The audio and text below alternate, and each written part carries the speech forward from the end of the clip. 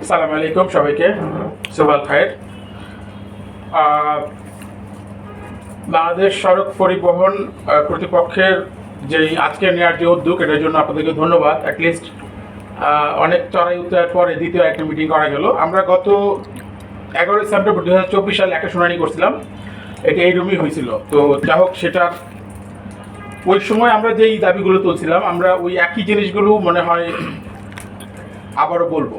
এবং সেটা 2017 নীতিমালার ভিতর থেকেই, যেহেতু প্রস্তাবনার সম্পর্কে আজকে সকালেই নোটটা পাইছি, তো আমি জানি না আসলে এটার ভিতরে কি আছে। জানার পরে বা ডিসকাশনের পরে হয়তো এটা বোঝা যাবে যে আসলে। জি জি জি প্লিজ স্যার। এরপরে আমি সিদ্ধান্তটা আপনাকে বলবো। হ্যাঁ স্যার। প্রথম বিষয় হচ্ছে রাইট শেয়ারিং নীতিমালা 2017 অনুচ্ছেদ ক ধারা 7 যেটি লেখা আছে যে ত্রিপক্ষীয় চুক্তিপত্র থাকতে হবে, এবং এই অনুচ্ছেদ ক ধারা 7টা যদি বাস্তবায়ন করা যায়, তাহলে রাইট শেয়ারিং এর 60% problem can be solve. Very good, এটা আইনের সাপোর্টে কথা বলছে। প্লিজ এটা পয়েন্ট করেন। Thank you sir. এইটা কিন্তু মানে এইটা এখানে থাকার অনেকগুলো যুক্তিগত, একটা বড় যুক্তিগত হচ্ছে যে আইএলও জেনেভা কনভেনশন, যেটা হচ্ছে 26 জুনে যে কনভেনশনটা হবে, সেখানে প্ল্যাটফর্ম ওয়ার্কার্স কিন্তু এটা global standard. It's not in just having in Bangladesh, it's a global terms. From that perspective, আমরা তো second largest platform workers in the country at the right time, 1.4 million, যেটা ইন্ডিয়া হচ্ছে 2.8 মিলিয়ন। সেই জায়গায় এই পার্সপেক্টিভটাকে মাথায় রেখে শ্রম কর্মসংস্থান মন্ত্রণালয় 2025-এর যেই সংশোধনী নিয়ে আসছে, সেখানে কিন্তু প্ল্যাটফর্ম ওয়ার্কারদেরকে বলা হয়েছে কন্ট্রাকচুয়াল লেবার, চুক্তিভিত্তিক শ্রমিক। সো ফর দ্যাট কনটেক্সট আপনি কিন্তু এই চুক্তিটা দিলেই কিন্তু সে as a consider as a labour. At the same time আমাদের যে অভিযোগগুলো আসতেছে রাইট শেয়ারিং কোম্পানিগুলোর বিরুদ্ধে, এবং এটা তো which one sir? Mouth. Sir, I think his mouth is off, sir. The subject that you have raised now, with the support of the convention, Geneva Convention, right? So did you submit the report along with the relevant documents? All right, the last time when we had that meeting, No, I mean, এখন পর্যন্ত sir হয়েছে কি জেনেভেন, মানে এটা early স্টেজে। আমি কেন কথাটা বলছি, আমরা আসলে গোষ্ঠীতে সমাধানের জন্য, তাহলে আমাদের জন্য it would be better for us to take the decision, because we have to obey the Geneva Convention, right? সুতরাং ওইটার যদি স্পেসিফিক কোনো নির্দেশনা থাকে, and if we got the documentary evidence, then it would be better for us to take a decision. That is why আমি বলছি, আপনি তো সুন্দর ভাবে বলছেন, আমি অ্যাকসেপ্ট করে বলছি যে এটার সাথে রেলিভেন্ট ডকুমেন্ট দিলে আমাদের জন্য ডিসিশন নিতে সুবিধা হবে, এই জন্যই পজিটিভলি বললাম আর কি। জি, থ্যাংক ইউ স্যার। এটা এখন পর্যন্ত শ্রম কর্মসংস্থান মন্ত্রণালয়ের যেটা, সেটা আমি ডকুমেন্টটা দিব, বিকজ এটা খুব রিসেন্টলি হ্যাজ হ্যাপেন্ড। এবং জেনেভা কনভেনশনের যেই ডিসক্লোজের বিষয়টা হচ্ছে জুনে হবে 26-এর, বাট আর্লি স্টেজ ডিসকাশনটা উই হ্যাড। এটা আর্লি একটা ডিসকাশন হয়, কিন্তু হ্যাঁ আমাদের সাথে হয়েছে স্যার। ওই ডিসকাশনের যে আপনার একটা ওই সামারাইজ ভার্সন হয়, সেটা আমাদেরকে দিলে ওটাও আমাদের হেল্পফুল হবে। ফাইন স্যার, ওটা আমি দিব। জুন মাসে তো দেরি হবে, কিন্তু এখন এটা নিয়ে যে আলোচনাটা হয়েছে, আলোচনা কিন্তু সবগুলো কিন্তু রিটেন থাকে। আমি তো যেহেতু অনেক জায়গায় অ্যাটেন্ড করেছি, তো ওইটা থাকলে আর কি আমাদের জন্য better to take further decision. এটা আমরা যেহেতু বসছি একটা সমাধানের জন্য, সুতরাং all document should be submitted, ঠিক আছে? জি জি স্যার, সেটা আমি দিতে পারবো। ওকে, সেকেন্ড যেটা হচ্ছে অনুচ্ছেদ ক্ষয়ে যদি আমি যাই, অনুচ্ছেদ ক্ষয়ের 5-এ আছে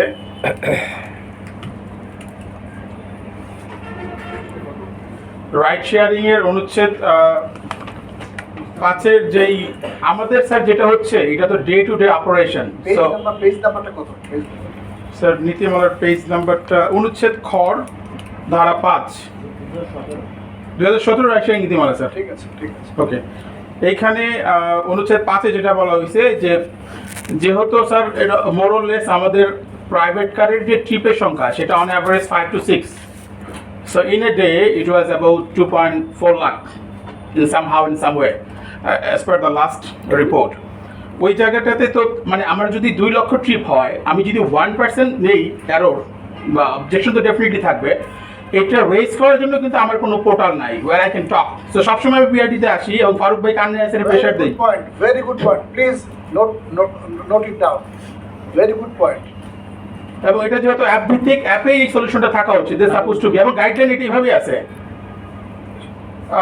অনুচ্ছেদ ক্ষয়ের ধারা 9 যেটা বলা আছে স্যার, ভাড়া সংক্রান্ত বিষয়গুলো এবং অ্যাপ বিষয়গুলো সেটা বিআরটিএর কর্তৃপক্ষ অনুমোদন করবেন।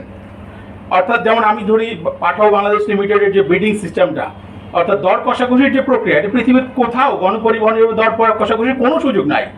বাট তারা কিন্তু বড় বড় বিলবোর্ডে অ্যাডভার্টাইজ দিচ্ছে যে ভাড়া আপনার হাতে, আপনারটা কে, এটা খুবই একটা বিষয়। এটা BRTR এক্স্যাক্টলি স্যার, এক্স্যাক্টলি। কিন্তু তারা BRTR জি, তারা কিন্তু মানে এটা এমন একটা সিচুয়েশনে তৈরি করছে, আমি যদি কনফিউশন তৈরি করে ফেলছে। অনেক সময় স্যার যাত্রীকে জিম্মি করতেছে, অনেক সময় ড্রাইভারকে জিম্মি করতেছে। ওই তো পাবলিক কনফিউজড হয়ে যাচ্ছে। জি জি জি। তো এই জায়গাটাই এটা তো আসলে খুবই illegal. I think the BRT have taken couple of steps on those matter, but still BRTR will. I can assure you, BRTR will take pragmatic proposal, will take pragmatic decision in order to pacify the situation. thank you sir. Thank you. কারণ এটা আচ্ছা sorry, বাস্তবায়ন আমি আগাই যত একটু। দ্রুত হবে তত আমাদের জন্য মঙ্গল স্যার। আচ্ছা, আমরা এখানে অনেকগুলো জিনিস আছে। আরেকটা হচ্ছে যে তথ্য আইন বা তথ্য নিরাপত্তা একটা কনসার্ন এখানে আছে। সেটা হচ্ছে স্যার নীতিমালায় আছে যে জনগণের বা এই রাষ্ট্রের নাগরিকদের যে ডাটা, মানে ক্লাউড স্টোরেজটা has to be within the country. But Uber Bangladesh লিমিটেডের সার্ভারটা হচ্ছে ইন্ডিয়াতে, মাঝে মাঝে আমাদেরকে হিন্দিতে ফোন দেয়। Very good point, please note it down. Very good point. আমি একটা কথা আপনাদের বলতে চাই, আপনারা যেটা বলতেছে যে রাইট টু ইনফরমেশন অ্যাক্ট 2009, সেখানে আমাদের কিছু নির্দেশনা আছে, ঠিক আছে? ওই নির্দেশনার বাইরে আমাদের যাওয়ার সুযোগ নাই। রাইট টু ইনফরমেশন অ্যাক্ট 2009-এর কিছু প্রভিশন আছে, সেখানের বাইরে যাওয়ার সুযোগ নাই। আর আমাদের ইনফরমেশনটা বাইরে যাওয়ার কিন্তু অবাধ সুযোগ কিন্তু নাই। আর আমাদের রাইট টু ইনফরমেশনে অনেকে মনে করে যে আমরা সব কিছুই মনে তথ্য পেতে পারি। আসলে কিন্তু রাইট টু ইনফরমেশন অ্যাক্টে যদি কেউ ভালো মতো পড়ে, দেখবেন সব কিছু কিন্তু ইনফরমেশন দিতে আমি বাধ্য না। আবার কিছু আমাদের সফরেন্টি বলে একটা কথা আছে, আপনারা সবাই জানেন। আমরা আমাদের সার্বভৌমত্ব একটা কথা আছে, আমাদের সার্বভৌমত্বের সাথে কনফ্লিক্ট করে এমন কোনো কাজ কিন্তু রাইট টু ইনফরমেশন অ্যাক্টে যদি থাকেও তাও এটা করা যাবে না according to the article of Bangladesh constitution. Article 7, sub-article 2 and Article 26, sub-article 2 of the Bangladesh Constitution, it is written that the government or the institution will make any law which will contradict with the article of the Constitution. If that happens, the portion which contradicts with the article of the Constitution will be void. আপনাকে constitution বলে দিছে যে সরকার বা রাষ্ট্র কোনো আইন প্রণয়ন করবেন না যা সংবিধানের সাথে সাংঘর্ষিক। তো সংবিধানের সাথে 2 এবং 26-এ দিয়ে বলা আছে, তার মানে যেটা আমাদের সার্বভৌমত্বের সাথে সাংঘর্ষিক এমন কোনো আইন যদি প্রণীতও হয়, কনস্টিটিউশনের কথা অনুযায়ী ওই আইনের ওই পোর্শনটা বাতিল বলে করতে হবে। যদি সেটা যদি রাইট টু ইনফরমেশন একটা থেকেও থাকে, তাও সেটা অ্যাকসেপ্টেড হবে না। আচ্ছা, আমরা আমাদেরটা পরে যাই। আচ্ছা, তারপরে আমরা পরে যাই, আমাদেরটা পরে বলি। নেক্সট ভাই, আপনার পরবর্তীটা আমি একটু বলার জন্য বললাম। স্যার, যে ইয়েটা আমাদের কাছে দেওয়া হয়েছে উপস্থাপনা পত্র, এইখানে অনেকগুলো অসঙ্গতি আছে, যেটি এইমাত্র আমি পরে বলছি। আপনাদেরটা কথা শুনি, তারপর পরে বলছি। ওইটা আমি করবো। আমার তো একটা ডিসিশন আছে, আমি তো চিন্তা করছি কি করা যায়। আমি সলিউশনের দিকে যাওয়ার, আমি ওই যে শুধু কথা শোনার না, এই জন্য আপনার থেকে শুনতেছি। জি বলেন স্যার। অনুচ্ছেদ 6-এর ধারা 4-এ যেটা বলা আছে, মানে 2017 নীতিমালায় যেটা বিদ্যমান আছে, সেখানে আপিলের বিষয়টা এটাকে আরও একটু সহজ করতে হবে আর কি, যাতে আমরা সহজে আপিলটা করতে পারি। ফলশ্রুতিতে যে জটিল সমস্যাগুলো হয় অনেক সময়, যেহেতু স্যার এটা আইন। কিসের আপিল? কোন আইনের আপিল? এটা স্যার এই যে অনুচ্ছেদ 6-এর অনুচ্ছেদ কোন আইনের আপিল? না, এখানে বলা হয়েছে যদি রাইড শেয়ারিং কোম্পানি ড্রাইভার নীতিমালার আপিল, তাই তো? হ্যাঁ হ্যাঁ, নীতিমালার আপিল উই ক্যান চেঞ্জ, কিন্তু আইনের আপিল হলে আমরা চেঞ্জ করতে পারবো না। এটা নীতিমালা স্যার। ওকে, এটা যেন একটু সহজ হয়, মানে অনেক সময় আমাদেরকে আসতে হয় এবং আমরা কনফিউজ থাকি, এইটা একটা জিনিস। আর এটা মোটামুটি এখানে অনেকগুলো আছে, আমার মনে হয় this the major point which we have to look into. আপনাদের এবার আমি একটু স্টপ করি। জি প্লিজ স্যার। আপনাদের কথাগুলো আমি সব শুনছি, আমরা নোট ডাউন করছি। আমি আমাদের পক্ষ থেকে কথা বলবো না। কেন বলবো না? কারণ আমাদের থেকে কথা বললে আমার কথার উপরে আপনার আরেকটা কাউন্টার আসবে, আমার কাউন্টার হবে, আপনি এই কাউন্টারে আমি যেতে চাই না। আমি একদম পরিষ্কার আমার অফিসারদের এখানে বলতে চাই, ওনাদেরকে না, ওনারা আমাদের সম্মানিত অতিথি। I want to get the things resolved within a very short time. এটা হচ্ছে আমার বটম লাইন। আমি অতি অল্প সময়ের মধ্যে এই সলিউশন দেখতে চাই। এই সলিউশনে প্রথমে আমি কথা বলার সময় বলেছিলাম যে আমরা আমাদের অবস্থান থেকে একটু নেমে আসবো সবাই, কিন্তু আমার তালগাছটা আমার থিওরিতে কখনো সলিউশন হয় না। আমি এখন একটা কমিটি করব, ছোট্ট কমিটি, যে কমিটি আমাদের এই যে ডিমান্ডগুলো, বড় কমিটি ওই যে বললাম অতি সন্ন্যাসীতে গাজন নষ্ট, আমি এত জায়গাতে 5 জনের একটা কমিটি, আপনাদের 3 জন, 3 গ্রুপের 3 জন, একজন একজন, আর আমাদের এখানে থাকবে যিনি আপনাদের সাথে জড়িত না, তাহলে neutrality will be ensure. Am I right or wrong? আমার সভাপতি হবে আমাদের deputy director enforcement, he was a magistrate. হ্যাঁ, আমাদের হেমায়েতকে আমি এই কমিটির সভাপতি করতে চাই। ও কিন্তু এটার সাথে যুক্ত না, নিউট্রাল। হ্যাঁ, ও থাকবে। আর আপনাদের কাজ বুঝে এমন আমাদের এই কী বলে অপারেশনের ডিডি, সে তো টেকনিক্যাল, রফিক থাকবে, আপনাদের 3 জন থাকবে।